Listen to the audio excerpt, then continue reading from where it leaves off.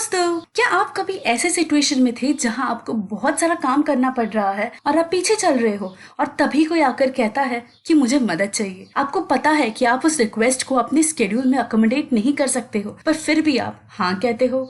अगर ऐसा कभी हुआ है तो ये वीडियो आपके लिए है। कुछ लोग कह सकते हैं कि हाँ बोलने में क्या प्रॉब्लम है, तो ये केस बिल्कुल वैसा होता है जब फ्लाइट में एयर होस्टेस बोलती है कि आपातकालीन परिस्थितियों में आप सबसे पहले अपनी ऑक्सीजन मास्क को पहनो, उसके बाद ही दूसरों की मदद करो, क्योंकि अगर आप पहले ही दूसरों की मदद करोगे तो आप दोनों मुश्किल में पड़ सकते हो।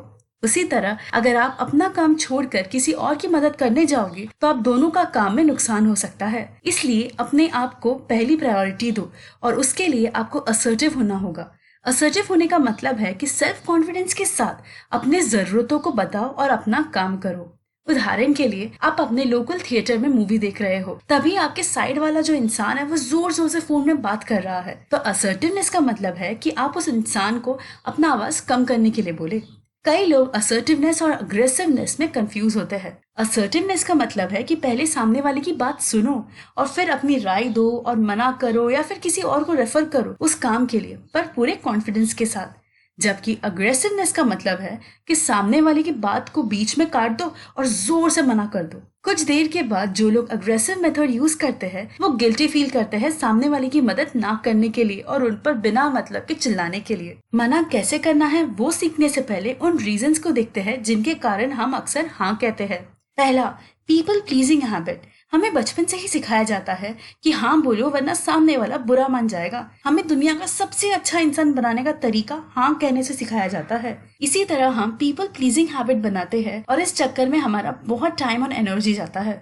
दूसरा, कुछ लोग को अगर मना करे तो वो उसे पर्सनल रिजेक्शन की तरह लेते हैं। इसका सबसे बेस्ट उदाहरण है जब आपकी माँ आपको कुछ करने कहती है तब मना करके देखो और फिर पता नहीं कौन सा इमोशनल ड्रामा शुरू हो जाता है। ऐसा होता है क्योंकि वो आपके काम ना करने को ये मानती है कि आप उससे प्यार नहीं करते, पर अगर आप रीजंस दो कि आप मदद क्यों नहीं कर पा रहे हो तो वो मान भी जाती है। मेरे घर में तो सिर्फ पढ़ाई का रीजन चलता है। ऐसा लगता है कि पढ़ाई के अलावा और कुछ करने का हक ही ना हो किसी के पास। इसके अलावा अगर दुनिया में कोई और ऑफेंड होता है आपके ना बोलने से, तो ये याद रखिए कि आप जिम्मेदार नहीं हो सामने वाले की ऑफेंडेड फीलिंग के लिए। तीसरा, आपको लगता है कि आप दूसरों को निराश कर रहे हो। उदाहरण के लिए आप अकाउंटिंग में बहुत अच्छे हो, इसलिए कई लोग आपके पास आते हैं अपने डाउट्स लेकर या अपना काम चेक करवाने के लिए, पर इस चक्कर में आपका बहुत सारा टाइम चला जाता है और आपका काम पेंडिंग रह जाता है। जब आप मना करोगे और मदद करने से तो आप किसी को निराश नहीं कर रहे हो। याद रखिए, दूसरे निराश होते हैं क्योंकि वो अनरियलिस्टिक एक्सपेक्टेशंस रखते हैं आपसे। चौथा, हम चाहते हैं कि दुनिया हमें एक अच्छा, केयरिंग और हेल्पफुल इंसान की तरह देखे। याद रखिए, आपकी जिम्मेदारी ये है कि पहले खुद की केयर और फिर दूसरों की केयर करें।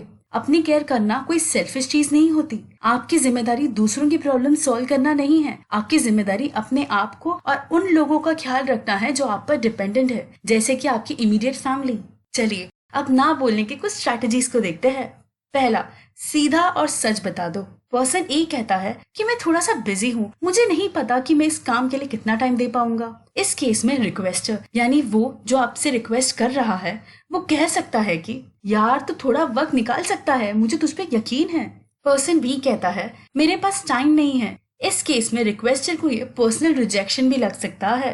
पर्सन सी कहता है कि मेरे पास टाइम नहीं है तुम्हारी मदद करने के लिए क्योंकि मैं एक बहुत ही इंपॉर्टेंट प्रोजेक्ट पर काम कर रहा हूँ जो मुझे 2 घंटे में देना है। इस केस में आपने अपने रीजंस को क्लियरली जस्टिफाई किया है। अब रिक्वेस्टर इसे पर्सनल रिजेक्शन की तरह नहीं लेगा और आपको और पर्सुएट भी नहीं करेगा अपना काम कराने के लिए। इसलिए सच बोलो, सीधा और इज्जत के साथ। दूसरा, टाइम मत खींचो। पर्सन ए कहता है मैं फ्री होने के बाद इस बारे में सोचता हूँ। ये सुनने में तो अच्छा लगता है, पर प्रॉब्लम ये है कि ये आपको इनडिसिसिव बताता है। रिक्वेस्टर को लगता है कि अगर वो आपके पास वापस आएगा तो आप वो काम कर दोगे और अंत में एक तो आपको सीधा सीधा मना करना पड़ेगा या फिर कहना होगा कि ठीक है मैं करता हूँ। इस चक्कर में पर्सन ए और रिक्वेस्टर दोनों चिढ़ जाते हैं। इसलिए कभी भी टाइम मत खींचो। अगर आपको मना करना है तो पहले ही बोल दो। ये एक्सपेक्ट मत करो कि रिक्वेस्टर आपसे दोबारा पूछना भूल जाएगा। तीसरा, ना की जगह कोई और वर्ड यूज करो। कुछ लोग ना को पर्सनल रिजेक्शन के साथ एसोसिएट करते हैं, इसलिए कोई सब्स्टिट्यूट वर्ड यूज करो और पर्सन सी की तरह बोलो मैं अभी के लिए कुछ कमिट नहीं कर सकता क्योंकि मुझे बहुत काम है अभी। या फिर मुझे आपकी मदद करने में खुशी होगी, पर अभी के लिए बहुत काम है मेरे पास। चौथा, बहाने मत दो। अगर आपको लगता है कि आप बहुत स्मार्ट हो और बहाने दे सकते हो, तो याद रखिए सामने वाला और भी स्मार्ट है और वो आपके बहानों को पकड़ सकता है और आपको और पर्सुएट करने की कोशिश कर सकता है। जैसे कि अगर आप कहोगे कि मुझे आज डॉक्टर के पास जाना है, तो रिक्वेस्टर कहेगा कोई बात नहीं, मेरा काम कल कर दे। अब अंत में एक तो आपको सीधे सीधे मना करना होगा या फिर मान जाना होगा काम करने के लिए। पांचवा, अल्टरनेटिव सजेस्ट करो। जब कोई आपके पास मदद के लिए आता है तो आप उसे कोई अल्टरनेटिव दो या किसी और को रेफर करो जो वो काम कर पाए। इस तरह आप अपने रिक्वेस्टर को बीच राह पर छोड़ नहीं रहे हो। अंत में हर स्ट्रैटेजी को समराइज करने के लिए कह सकते हैं कि सामने वाले की बात सुनो और सच बोलो। कभी कभी हमारे पास टाइम होता है पर हमें कोई चीज करना नहीं होता, तो उस केस में भी सीधा सीधा बोल दो कि मुझे वो करना नहीं है। रिक्वेस्टर को लगेगा कि आपने उस पर ट्रस्ट करके सच्चाई बताई है।